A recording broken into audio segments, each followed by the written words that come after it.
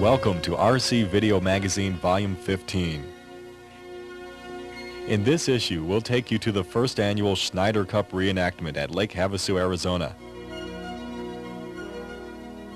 We're going to be looking at Mark Frankels' magnificent Learjet 35.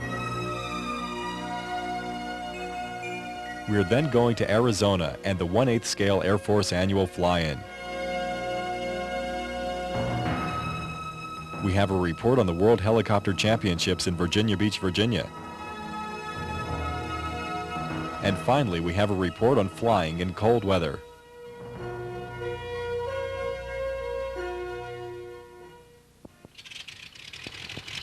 The Schneider Trophy was for 2 momentous decades the holy grail of air racing. It was competed for by airplanes that operated from the sea.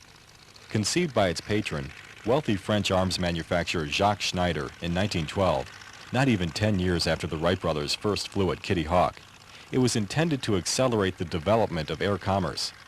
No one then could conceive of airports such as O'Hare, LAX, or Narita, and since most large cities are on bays, harbors, or rivers with ready-made takeoff and landing areas, Schneider logically assumed the future would be dominated by flying boats. He insisted the speed race be only part of the contest, in addition to evaluations of water maneuverability and seaworthiness. But the airplanes his contest spawned did not turn out the way he envisioned at all.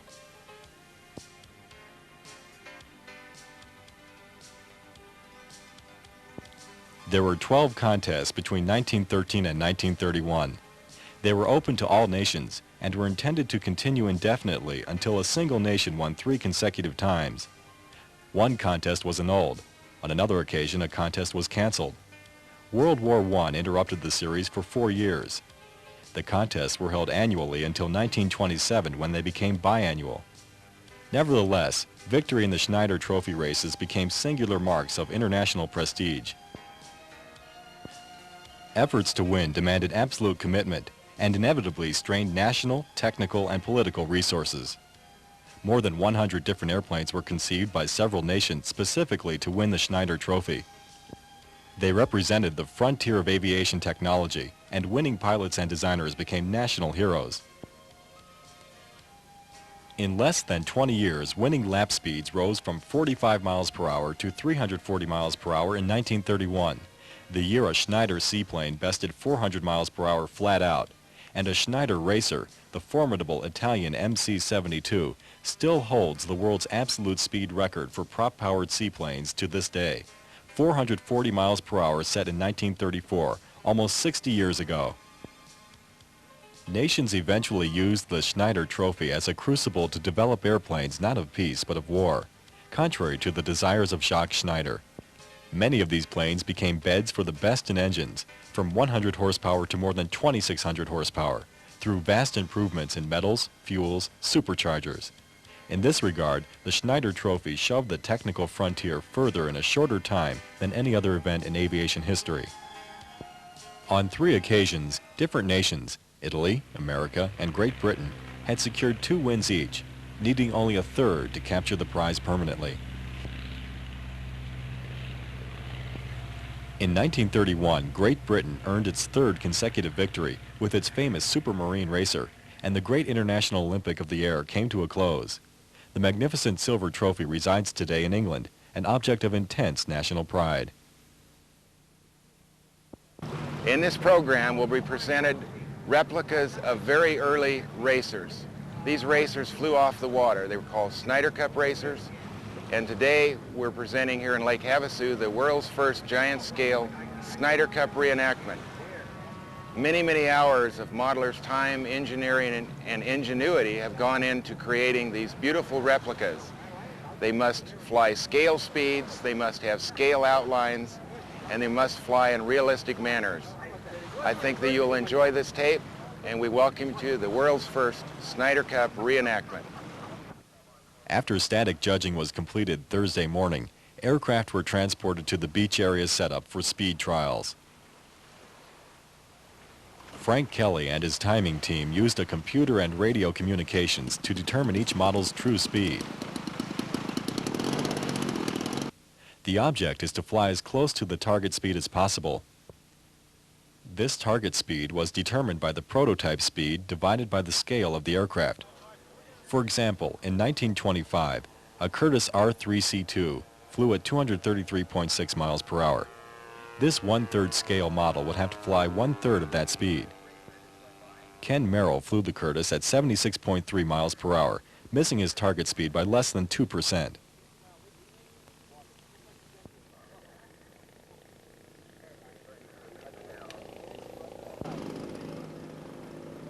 Each pilot was allowed 3 timed speed runs.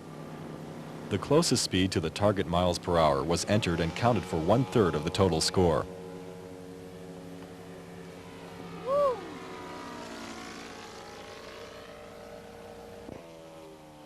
Kenny Bunt, flying a 1931 Supermarine, hit his target speed of 84.3 miles per hour exactly. Several aircraft did not survive this part of the competition.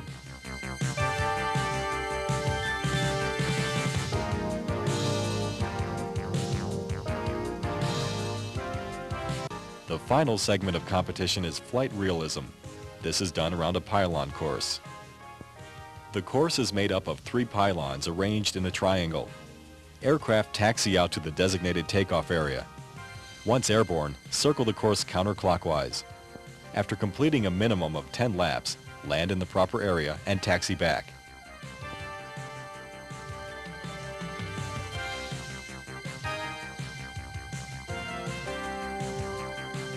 In each heat, there is a wide range of years represented, but the object is not to get around the course first. Pilots attempt to fly in a similar manner as the prototype while maintaining an accurate scale speed. It's Saturday morning and the spectators have filled the area behind the beach. Everything is ready for the first Schneider Cup reenactment to begin. Opening ceremonies provided by the RC Aero Show Team Flyers.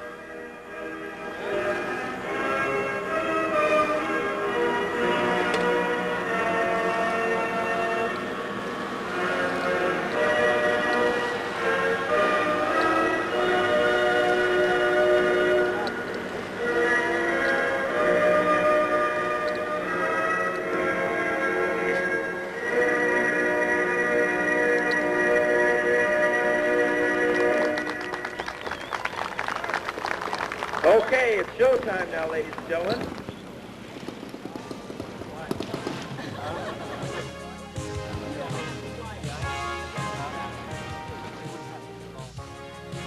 This is a Mach-E M33. Raced in 1925, its top recorded speed in that race was 168.4 miles per hour. This is Bill Curry's entry. It's a 1/4 scale model built from Bill's own plans. The plane is powered with a Super Tiger 3000. The basic construction materials are balsa, foam, and fiberglass. This is an event with great historical significance. Many people find pleasure in the history of aircraft. The visitors to the first Schneider Cup reenactment watch these modern antiques recreate a time in aviation history not often remembered. If you love old airplanes, just walking along the beach amongst these reproductions is a sublime experience.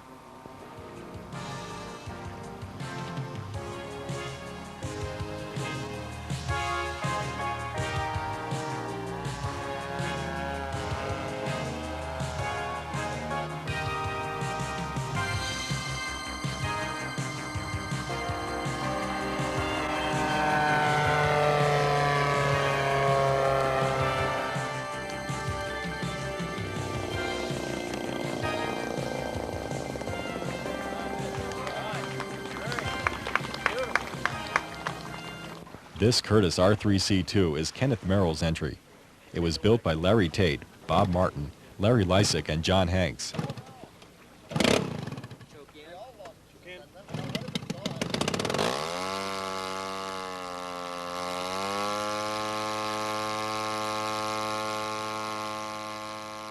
It was raced in 1925 by Jimmy Doolittle, finishing with a speed of 233.6 miles per hour.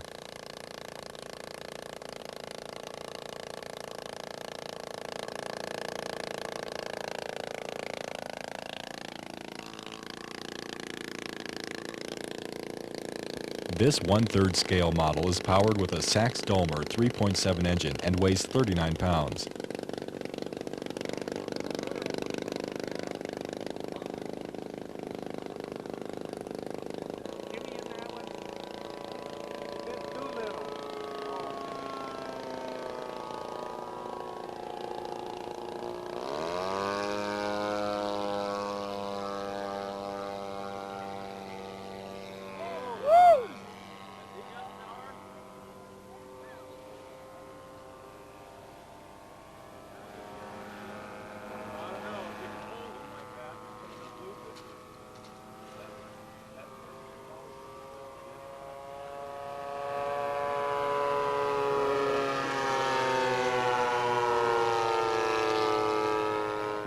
This is Ray Hall and Larry Botsford's entry, the 1929 S5 Supermarine.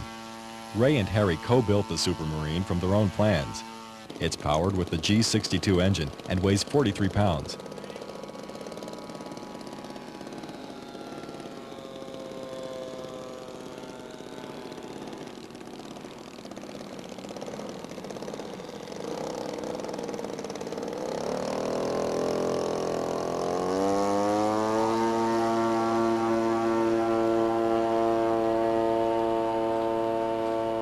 In 1925, the S5 won the Schneider Cup in Italy.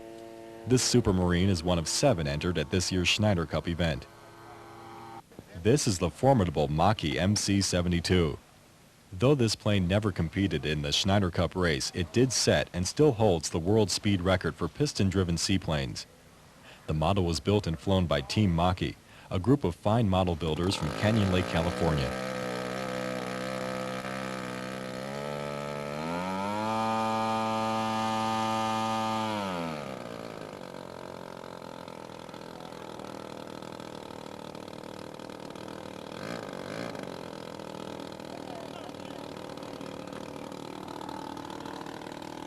Building materials were balsa, spruce, foam, and fiberglass. Powered with a Sachs-Dolmer, it weighs 37 pounds.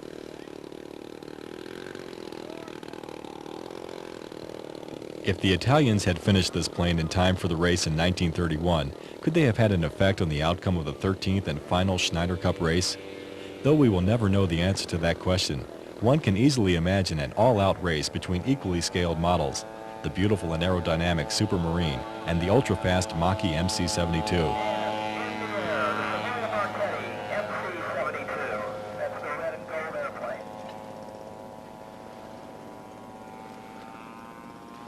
First of all these airplanes were judged statically. That is, they were on display. The judges looked at the quality of the airplane, which means workmanship, authenticity, adherence to scale, and they have to prove all these points. And here's the document to show that the wing was this shape. Here's more documentation to show that the proper colors. Here's some more documentation to show that it did have it was an airplane that did have floats. So all these requirements have to be met by the model builder. It's his responsibility to tell the judges, to convince the judges that my airplane is the best one here. I want as high a score as I can get. The airplane on my left is the Curtiss Racer. That was flown by Jimmy Doolittle. The fellow that built that airplane did a lot of research. In fact, there was a team of 5 people that worked together, built the airplane according to plans obtained from the Curtiss company. The one on my right is the Deperdussin, which is also an old racer, raced in 1913 versus his later version of Jimmy Doolittle's airplane. Again, this airplane has to have authentic replication of the real airplane. If you count the wires, there's something like 50 wires holding that thing together. They call it bird cage, because you put a bird in there, it can't get out. The whole idea is to reinforce the airplane to make it flyable. Flying points, we evaluated how he handled the airplane on the water, how he taxied, how he landed, how he flew the course. In other words, there was a minimum and maximum flight altitude to make it look scale. There was also, it also had to fly the scale speed. It had to adhere to the course. If he took off and went out of the course area, we downgraded him for it. There were 3 judges which totaled a score up and divided by 3. That was an average that he flew. They didn't compete against each other on the flight. It was just a matter of replicating the flight conditions and the flight speeds.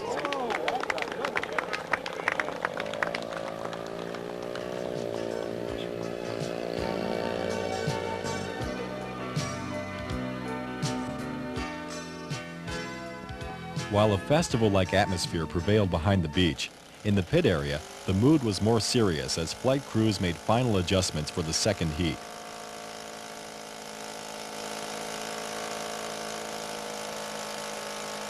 This is Cliff Adams' Supermarine S6B.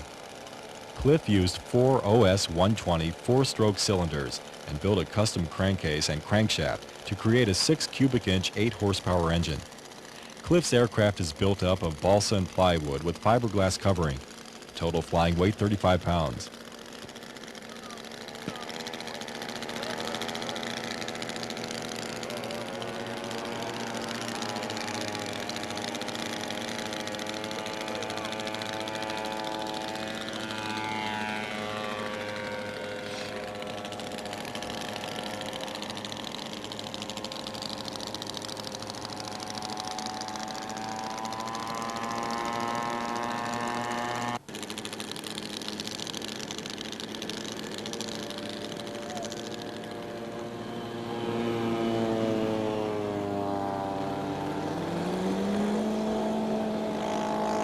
This is the Supermarine that flew unopposed in 1931, making Britain the permanent home of the Schneider Cup trophy.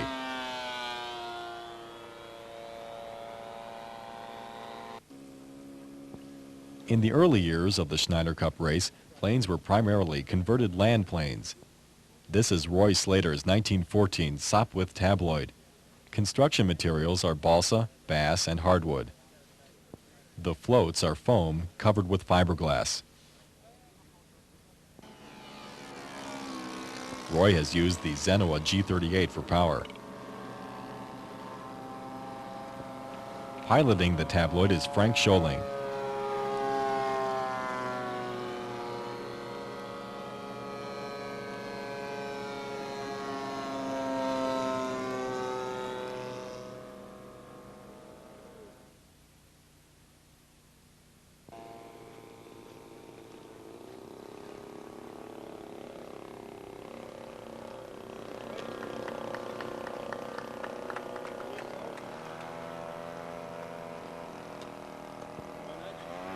Make way for a big old whale with 6 tails. Another Sopwith tabloid was entered by the Quarter Scale Association of America.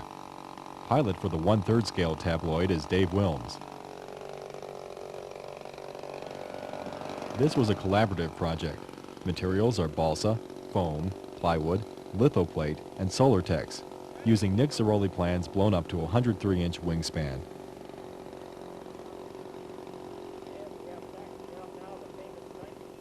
Let's watch highlights from the first day of flight realism.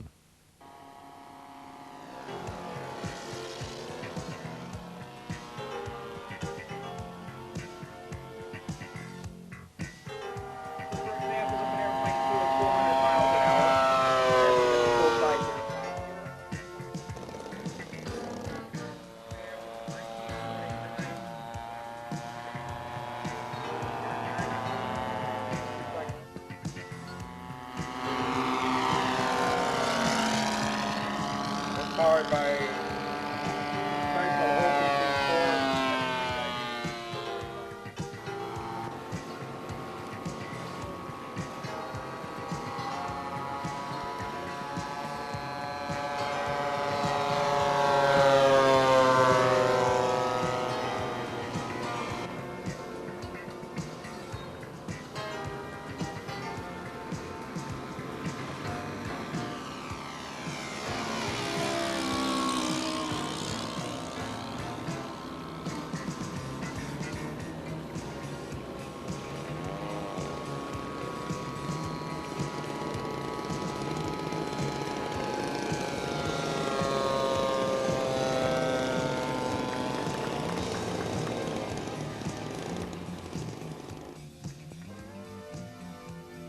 The Desert Hawks RC Club not only hosted the first Schneider Cup reenactment, but simultaneously hosted the 4th annual London Bridge Seaplane Classic. This turned into quite a surprise for the club when Friday morning there were pilots with 200 planes lining up for registration. 45 pilots had pre-registered. Great weather, fantastic panorama. We're going to have a good time. The Hughes Spruce Goose was built by Doug Wilsman from Ramona, California. Doug has mounted 8 OS-25 ABC engines on his scratch-built Goose.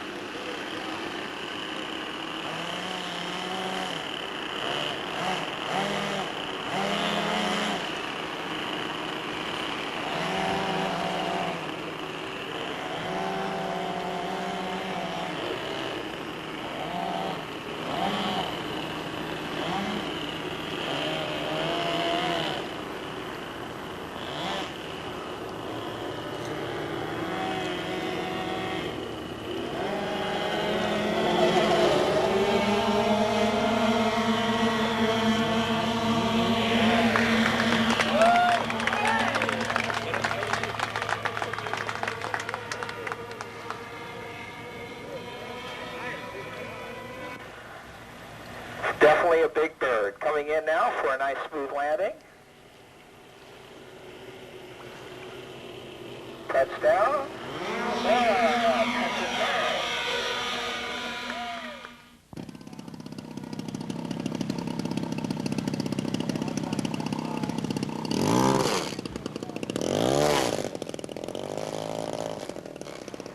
Mike Key Johnson III from Calistoga, California, brought this very rare GB-R1 on floats.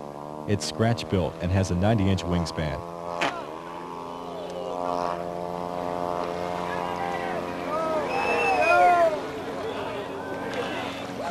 Power supplied by a 3.7 Genoa.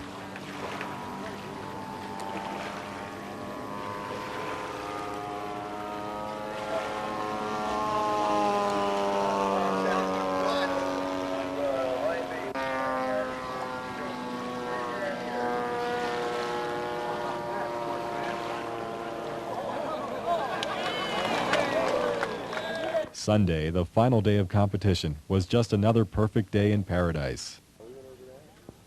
This Avro 539 was built and entered by Ralph Burton. He built the Avro from scaled-up 5-view drawings by James Tyndall. Ralph used plywood, pine, and balsa for the major building materials. This 30-pound plane is powered with a Genoa G62. Because of problems with the scale aileron linkages, this plane did not fly. In 1919, when this plane raced for the Cup, its official recorded speed was 77.5 miles per hour.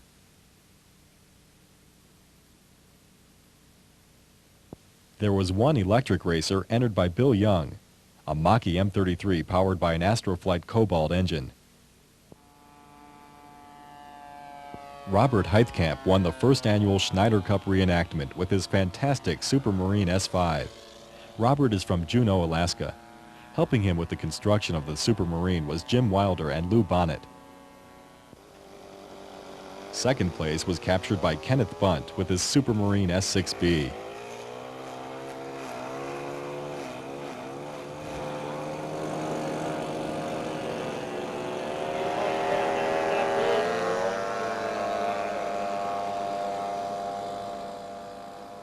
Ken Merrill finished third with the Curtiss R3C2.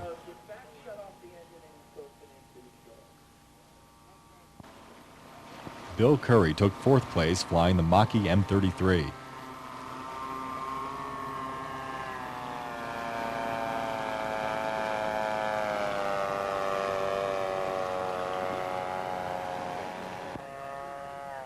Team Mach-E finished in fifth place with the Mach-E MC72.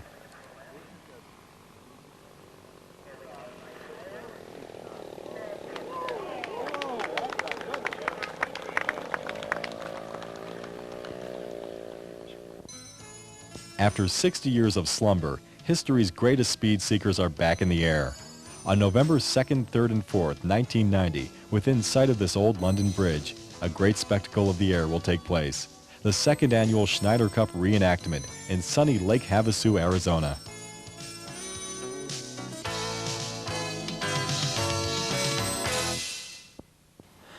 This is Mark Frankels' 1/6 scale Learjet 35. Mark's effort with this subject has been recognized in many model magazines. If you have ever had the opportunity to see Mark's Learjet at any of the scale contests, you already know why the model draws so much attention. The classic lines of the Learjet create a beautiful and unique model subject. Unique because most ducted fan jet modelers opt for military subjects. Mark began with the Learjet project in the mid-70s, and after 90% of completing a built-up version, he realized that the current ducted fan technology was going to give him a marginal flying machine. Frustrated, Mark put the Learjet project aside. By 1984, ducted fan equipment had improved to a point encouraging Mark to begin the project again, this time working with a fiberglass fuselage and foam core wings. That model was lost on its third flight due to engine trouble. Convinced that the design was sound, Mark pressed on and built another Learjet model using the same molds, but changed to the Rossi 65 engines and Dynamax fan units. That second version of the Learjet won several trophies in static scale. However, on the first flight he discovered that he had an extremely tail-heavy plane. That Learjet was also lost in a dramatic crash. It turned out the lead pellets used for nose weight had been escaping each time the plane was moved, so that by flight time it was missing 1/3 of its nose weight. Undaunted, Mark built another Learjet starting with a new set of molds for the fuselage, thus making final corrections in the geometry of the aircraft. With 3 years and many flights on the final model, it looks as though Mark's persistence has paid off. The documentation for this version of the Learjet was obtained from a jet base near Dallas, Texas, November 666, Romeo Bravo.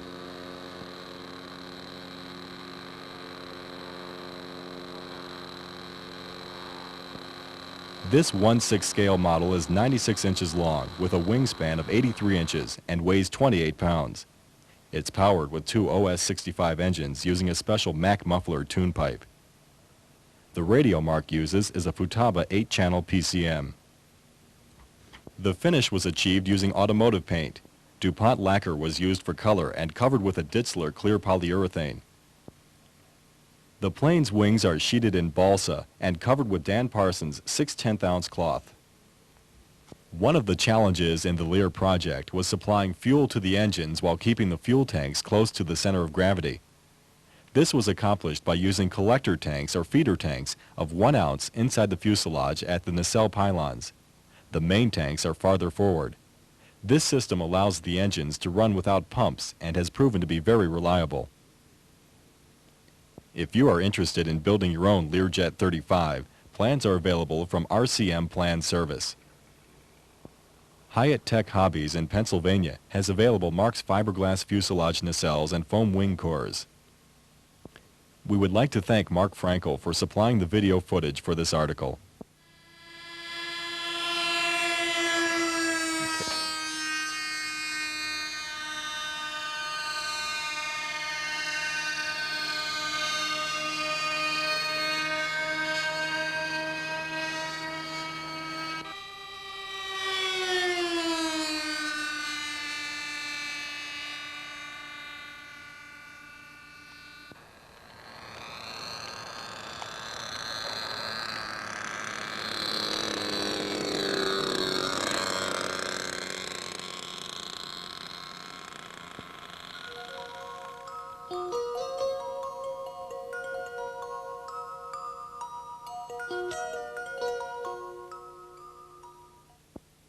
Here, extend the antenna and turn it on. It's a real simple radio. It'll take you about 2 seconds to figure out how it works. At this point, your pilot is ready to fly. You're his caller. You come over here and you'll establish communication with the tower. Your call sign is the flight line that you're flying off of. Any questions on that? Okay, here we go. Flight line 3, ready for takeoff. Flight line 3, hold up, we have takeoff on 2. That's a Roger. Flight line 3, you're clear for takeoff. Pattern is right to left. Thank you very much. Okay, we're up flying. Now we want to say we want to do a low-level maneuver from right to left. We're going to ask, we want to do a low-level maneuver from right to left. Do we know that we have to call such a maneuver? So we'll say 1/8 tower, this is flight line 3, would like to request a low-level pass. Flight line 3, hold up. Roger. Flight line 3, make your low pass. Coming around. Okay, with 5 minutes fuel reserve, it looks like I want to land. So at this point, I'm going to have to call my landing. 1/8 tower, this is flight line 3, request landing. Flight line 3, go ahead, make your landing. Thank you very much. Simple. This keeps the caller in the ball game. Everybody's going to be looking out for everybody else, and I think it adds a little realism, and we hope you guys will help cooperate with this and we can get this thing going. Any problems with this at all? Anybody have any questions or comments? Okay, back to you, Bob.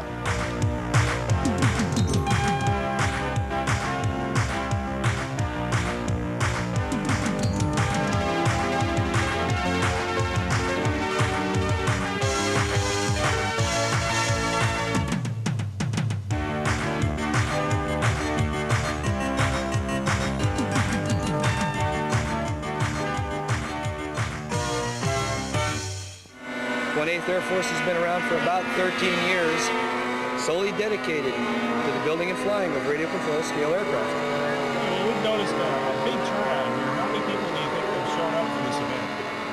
This year we have 126 registered pilots, 189 registered aircraft.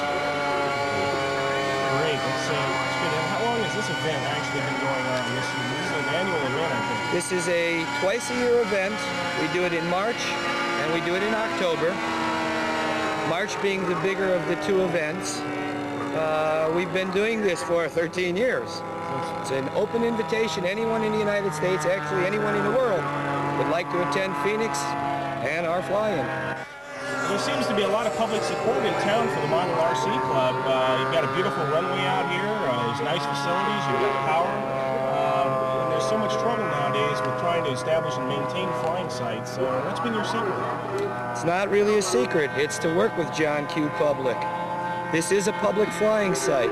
The only difference being that the Arizona Model Pilots Association, they are the current holder of this particular facility. They do the maintenance.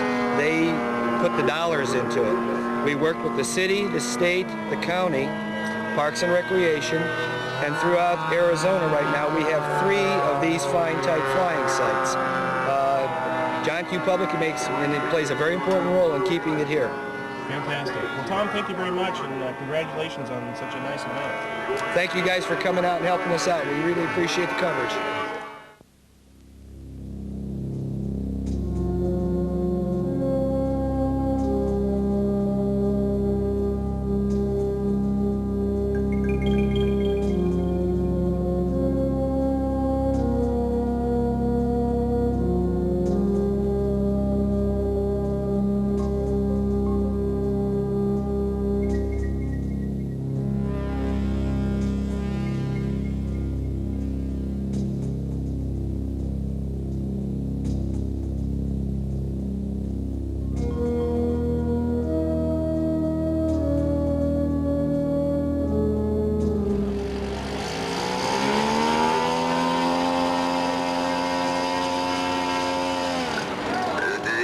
Sets up, starts to throttle up, tail comes off the ground, head comes off the ground, sucks up the gear,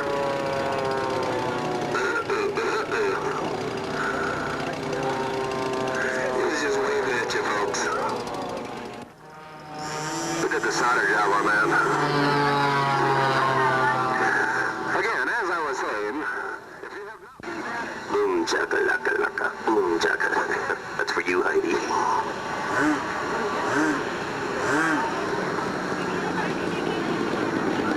And sets it down for a beautiful landing out of the DC-3. Nick Rivaldo's C-47 had the ability to drop 16 parachutes from the door. The airplane was powered by 2 Zenoa 638s with Zinger 1616 props. It had Robart retracts and weighed 48 pounds. Scratch built from Nick Zeroli plans with 30 flights. It was an all balsa wood airplane with cloth-covered elevators and rudder. It took 2 years to build. The crash was a result of suspected radio problems.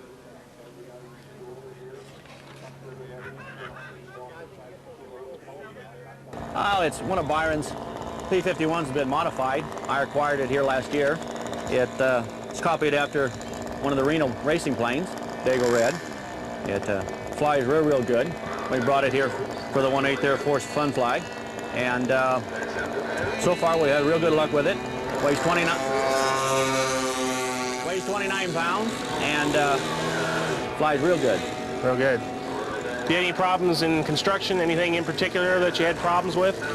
Just the fiberglass cracking a little bit, you know, from people picking it up. Not picking it up in the right places, that's the only thing. We noticed you got a, what appears to be a metal prop on there. It's not metal, but... It's fiberglass, but it's treated so that with a coating on it, it makes it look like chrome. That's what we fly with. Looks like the real thing. That's the whole idea. Make it look just exactly like the real one.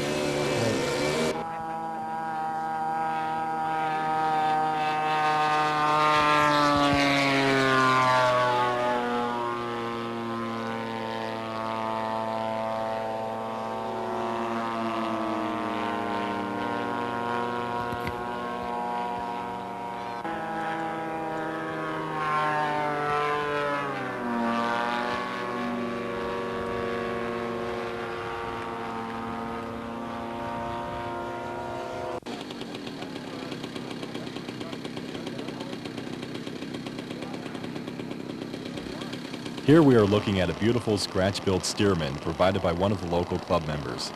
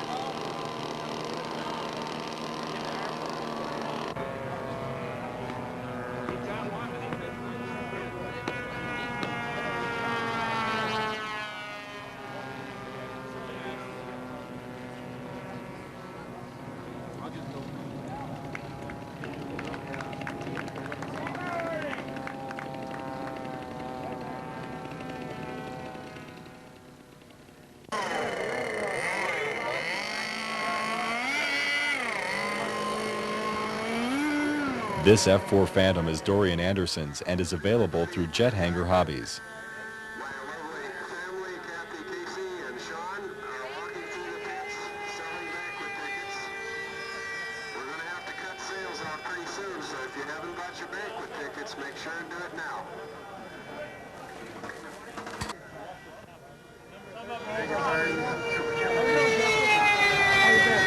Speed on that F4 was what, about 900 max? About airplanes know what a Piper Cub is, and that's a Piper Cub.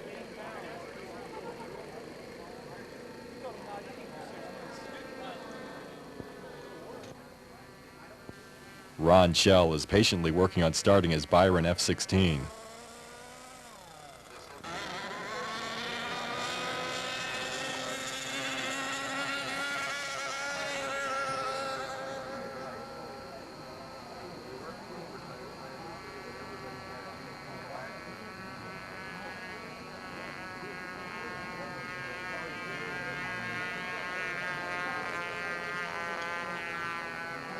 Brian O'Meara, you're on deck, line 4. Brian O'Meara, on deck, line 4.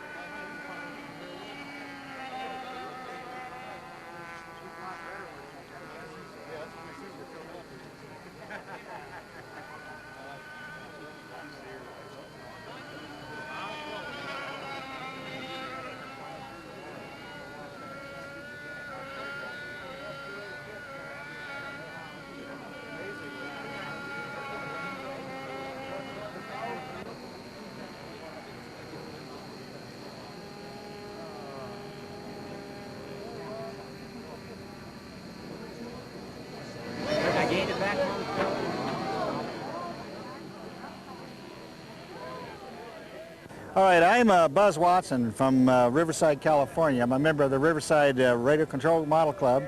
And I brought my Ryan PT-16. This was an aircraft designed back in the around 1933-34, and it went into service for the U.S. Army in 1939-1940. And it was pilots were trained by civilian pilots. In other words, they were military, but they were trained by civilian pilots. And this Ryan was a SIG kit starting out, but it's been modified to scale as a Ryan PT-16. Looks like we have a nice peep. It's basic construction of balsa wood, sheeted fuselage, and the covering is a Dacron shrinkable covering. And the finish is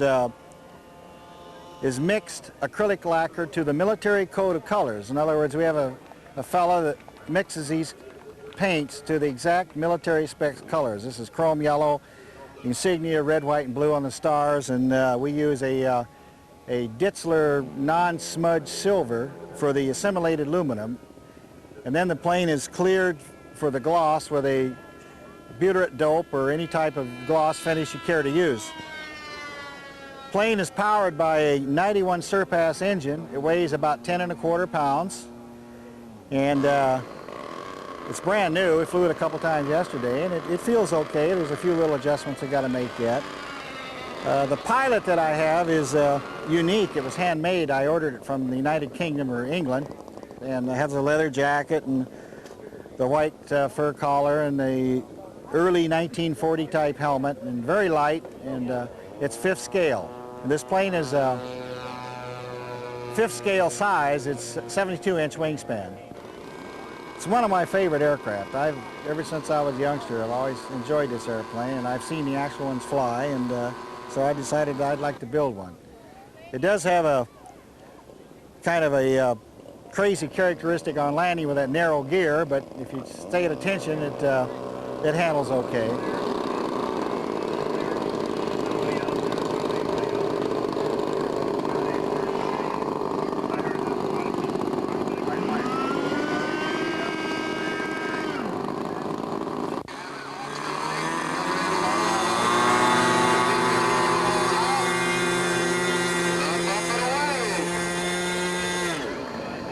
Sucks up the gear.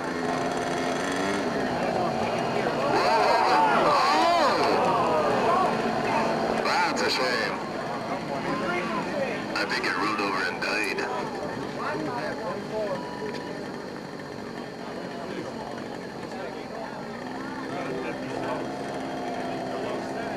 An unfortunate fact of life for all modelers, the P-38 with 2 Super Tiger 3000 engines is believed to have crashed due to engine failure of the right engine. Gene Barton of Garden Cove, California, understandably wasn't real happy about the results of this flight.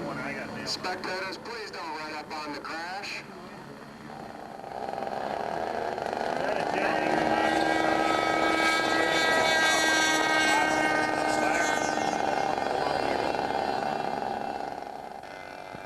Bob Moser's Newport 17, a Proctor kit, had a challenge getting off the ground.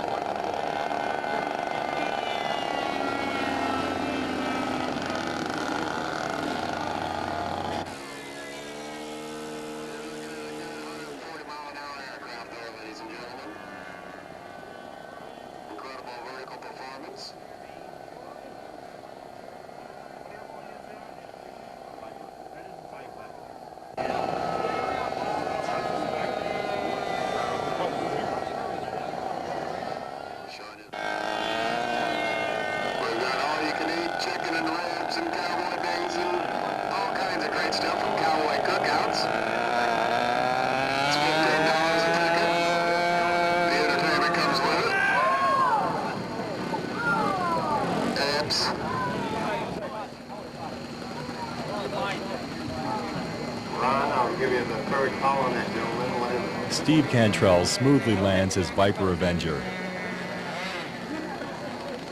As the Viper sets down for a nice landing.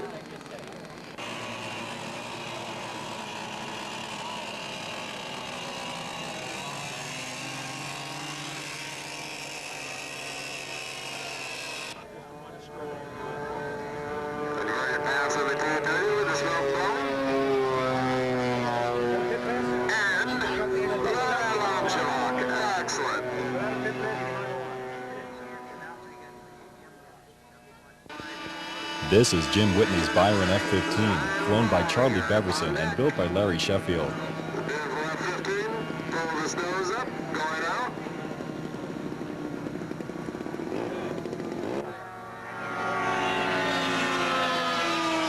Beautiful flight out, down and dirty, we got 15.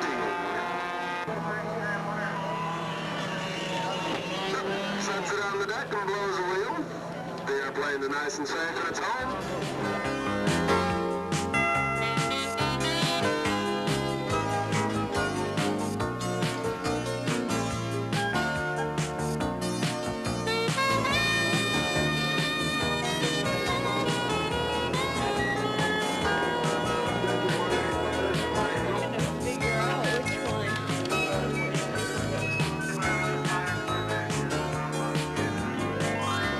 I like jets. Like the jets. Yes.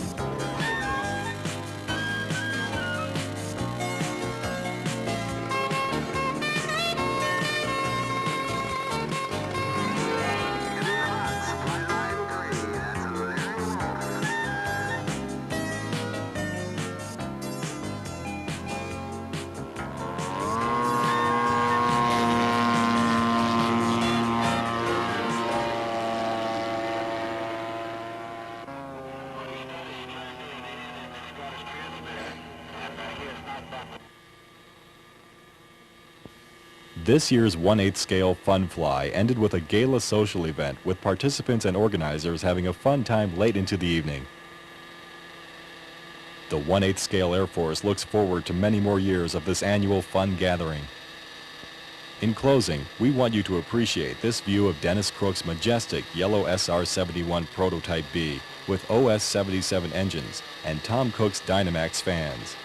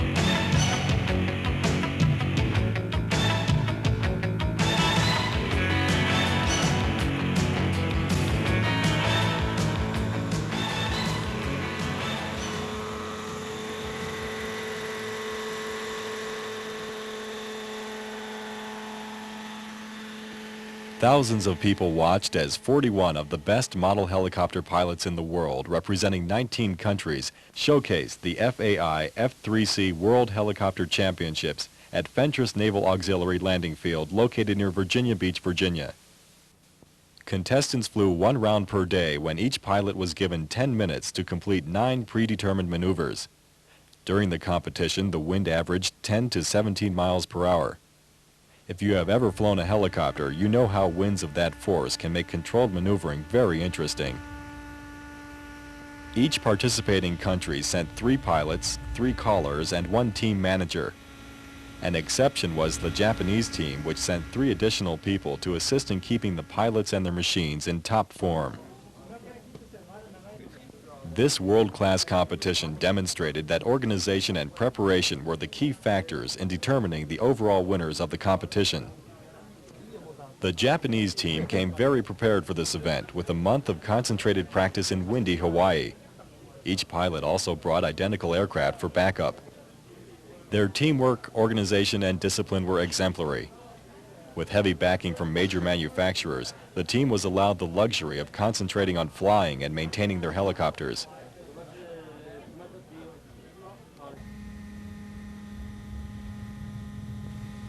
While on the other extreme, the British team members had to finance their own airfare, hotel, and food from money earned outside of the hobby. Throughout the competition, nerves were stressed while the pilots were required to perform precise and delicate maneuvers to earn the highest number of points. This created an excellent base for a sense of camaraderie and showmanship while off the competition field and at the practice field. You will have a chance to see throughout this program the best pilots in the world cutting loose and performing the most amazing aerobatics.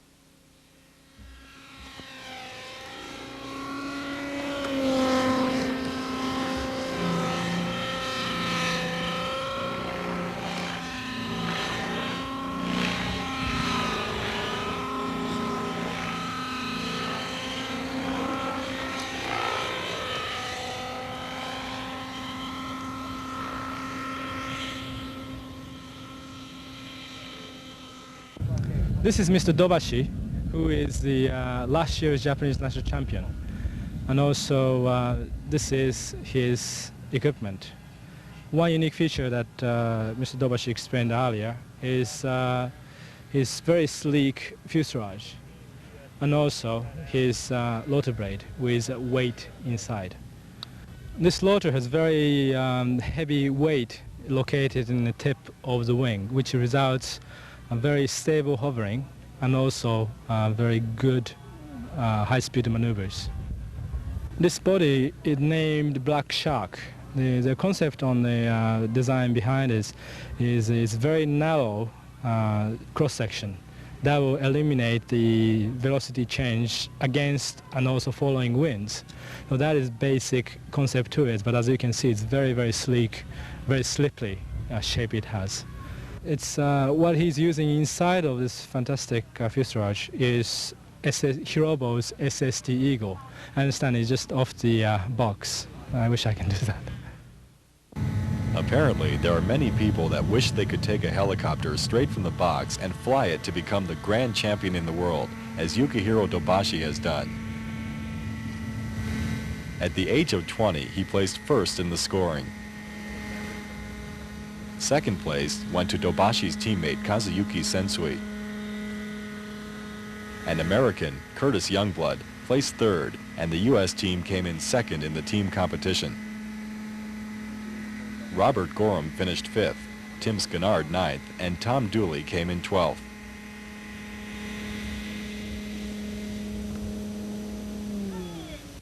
The FAI F3C Championships brought teams from all over the world. The exchange of information on flying techniques and equipment modifications of the competitors from Germany, Austria, Italy, Luxembourg, France, Switzerland, Australia, and a dozen other countries is unparalleled. Truly a gathering of talent like this is a definite plus for the growth of the sport. This wraps up this presentation of the World Championships competition in Virginia. The next one will be held in 1991 in Italy.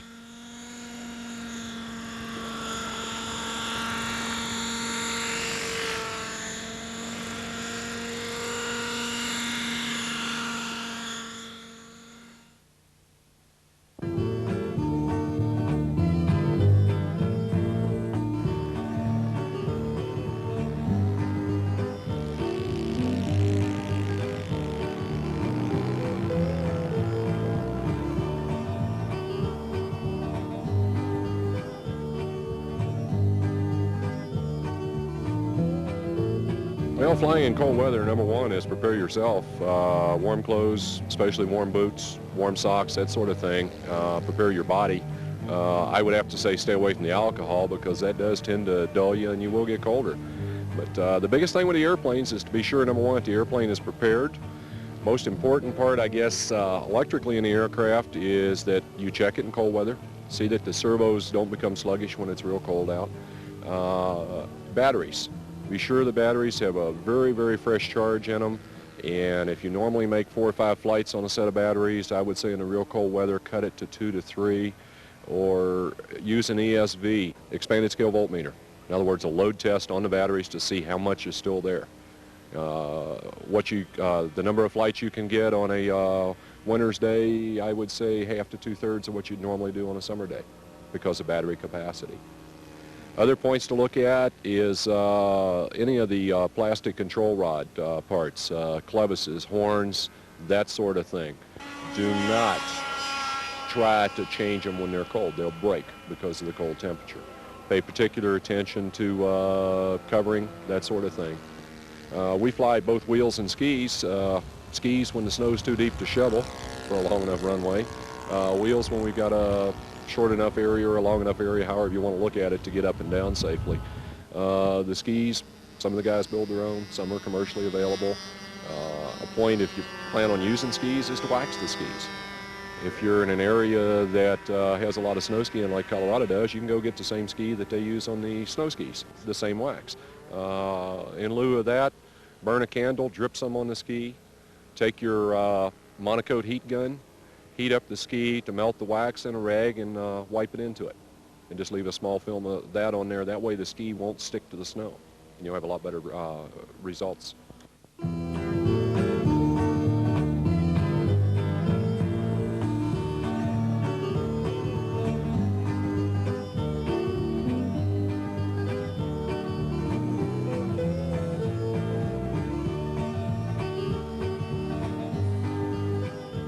Matt, the problem I have is getting a cold engine started. Maybe you can give us some advice.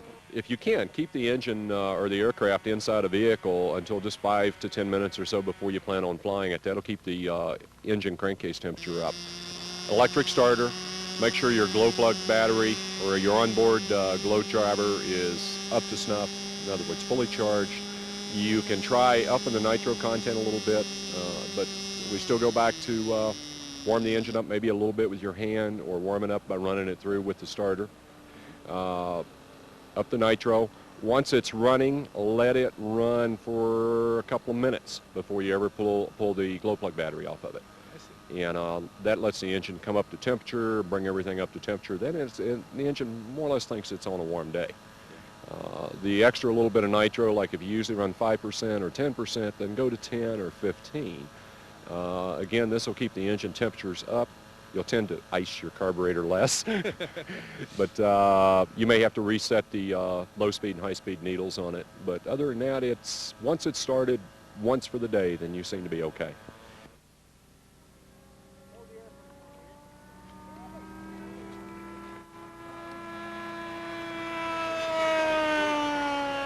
It might help to have a buddy with you out there when you're flying, not just for a spotter, but let him fly it a little bit while you stick your hands in your pocket and get them warm enough to land.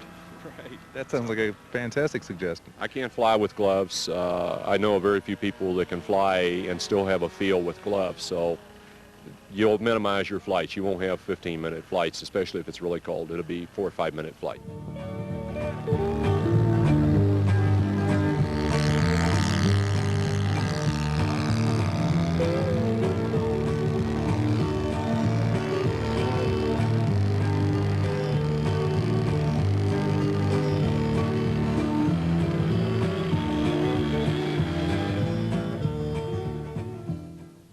Working in association with Aviation Expo, RC Video Magazine has recently released a special edition of this incredible event. This complete entertainment program contains an all-new Striking Back, including the amazing atomic bomb reenactment.